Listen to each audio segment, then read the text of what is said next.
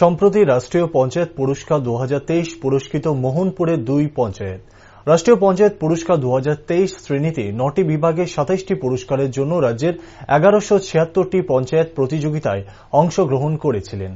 এরই মধ্যে মোহনপুর ব্লকের অন্তর্গত মোহনপুর পঞ্চায়েতের রাজ্যের একমাত্র পঞ্চায়েত যারা দুটি বিভাগে দুইবার পুরস্কৃত হয়।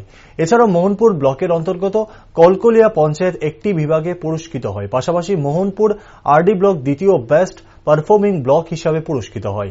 এডিনগর পিআরটিআই স্থিত গ্রাম স্বরাজ ভবনে রাজ্যের মুখ্যমন্ত্রী প্রফেসর ডক্টর মানিক সাহা, রাজ্যের চিফ সেক্রেটারি ও আরডি সেক্রেটারি এই পুরস্কারগুলি বিজয়ীদের হাতে তুলে দেয়। এই বিষয়ে সংবাদ মাধ্যমের মুখোমুখি হয়ে বিস্তারিত প্রতিক্রিয়া ব্যক্ত করেন মোহনপুর আরডি ব্লকের ভিডিও নারায়ণ চন্দ্র মজুমদার। রাষ্ট্রীয় পঞ্চায়েত পুরস্কারের এই রাজ্য স্তরের পুরস্কারগুলির মধ্যে আমরা মোহনপুর ব্লকের পঞ্চায়েতগুলি 3টি পুরস্কার পেয়েছে। এর মধ্যে মোহিনীপুর গ্রাম পঞ্চায়েত 2টি বিভাগে পুরস্কার পেয়েছে। সামাজিক ন্যায় এবং সামাজিকভাবে সুরক্ষিত গ্রাম এই ক্যাটাগরিতে প্রথম পুরস্কার, পরিচ্ছন্ন এবং সবুজ গ্রাম ক্যাটাগরিতে তৃতীয় পুরস্কার।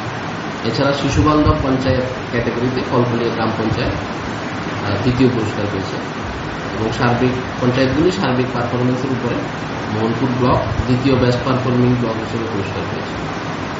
আজকে পুরস্কারগুলো আপনারা গ্রহণ করেছেন? হ্যাঁ, আজকে আমরা পুরস্কারগুলি গ্রহণ করেছি। রাজ্যের মাননীয় মুখ্যমন্ত্রী প্রফেসর ডক্টর মানিক সাহা মহোদয় এবং রাজ্যের chief secretary J K. Sinha sir এবং RD secretary doctor Sandeep Rathore মহোদয় এই পুরস্কারগুলি করে দিয়েছেন।